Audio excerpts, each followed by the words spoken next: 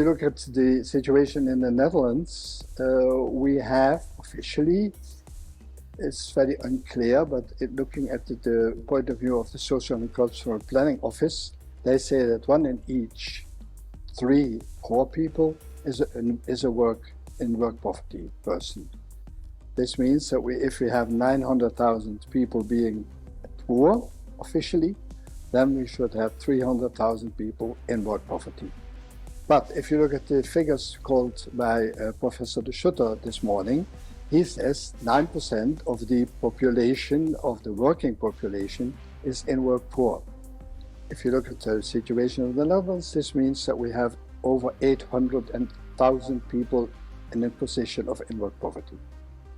That's the first problem. The second problem is that the Commission Bothmer, is a Dutch commission installed by the Ministry of Social Affairs and Employment, shows that 40% of our labor force, which is 3.6 million people, are in an insecure position. They are either a temporary work or self-employed or in a position of a lack of hours. These people, these 40%, do not pay into the social system. This means that they don't have access to the social system at the moment. They are get sick or unemployed or whatsoever.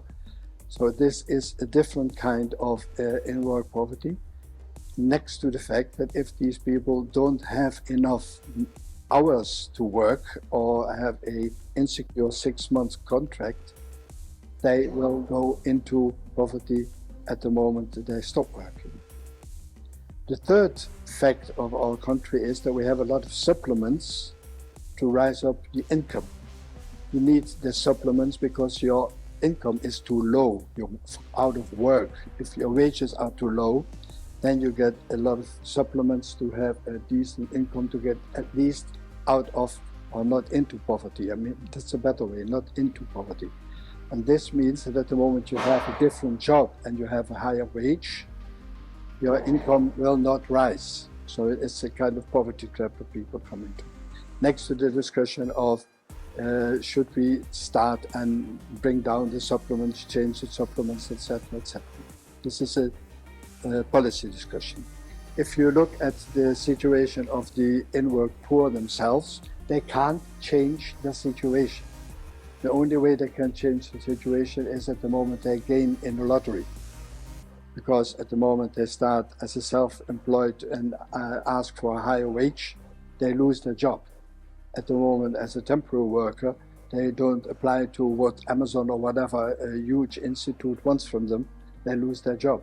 At the moment something occurs like COVID, look at what happened at the airports, all these temporary workers lost their jobs. And now these people are trying to get these people back, but they don't pay a decent wage, and they all are on the level of minimum wage.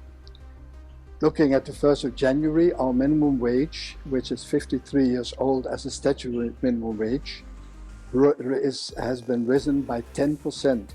This sounds great. This is the first time in history, but in fact it's inflation. So at the moment you get 10% extra, you got a lot more money in your pocket, but you don't have more purchase power.